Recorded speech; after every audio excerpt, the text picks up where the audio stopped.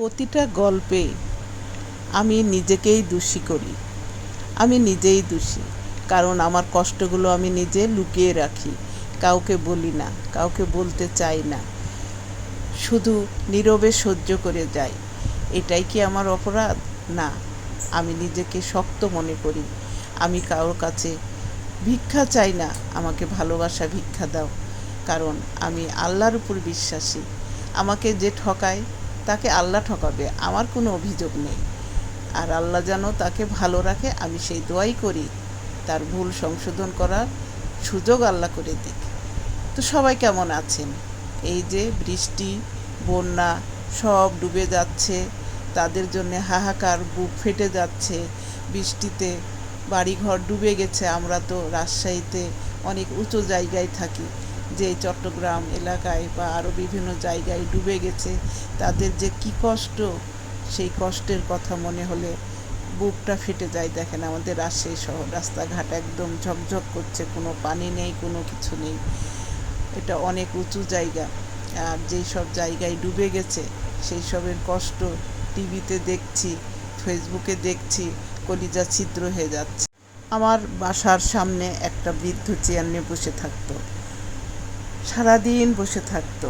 আমি একদিন জিজ্ঞেস করলাম, চাচা আপনি এইভাবে কেন বসে থাকেন? আমাকে বলল, দেখি দিন শেষে কেউ আমার খবর নেয় নাকি। কিন্তু দেখি সন্ধ্যা হয়ে যায়, তারপরে একজন এসে আমাকে বলে, আপনার কি কোনো সাহায্য লাগবে? আপনি কেন এইভাবে কষ্ট করে বসে আছেন? লোকটি হেসে বলে, আমার কোনো সাহায্য লাগবে না, আমি শুধু দেখলাম মানুষ আমাকে কেউ মনে করে নাকি। বৃদ্ধর কথা শুনে আমারও মনটা ভরে গেল। যাই হোক, মানুষকে ভালোবাসবো, মানুষের খবর নেব, মানুষের সঙ্গে মিলে থাকব। কাউকে কষ্ট দিয়ে নিজে বুক ফুলিয়ে কখনো মনে করব না যে আমি খুব শক্তিশালী, তোকে ধোঁকা দিয়েছি। কিন্তু উপরওয়ালা আছেন, আল্লাহ আছেন, তিনি তো সব কিছুই দেখছেন। তাই বলবো, সব কিছু যেন নিজের ভালোর জন্য হয়, নিজের যেন খারাপের কিছু অংশ যেন না আসে।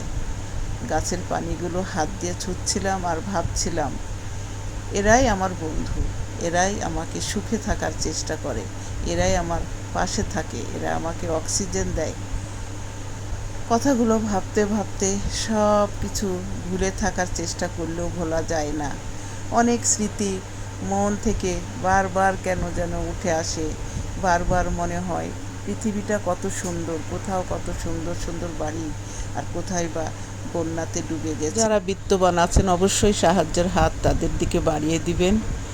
ভিডিওটা ভালো লাগলে শেয়ার করে, কমেন্ট করে পাশে থাকবেন। আজ এ পর্যন্তই। আল্লাহ হাফেজ। আসসালামু আলাইকুম।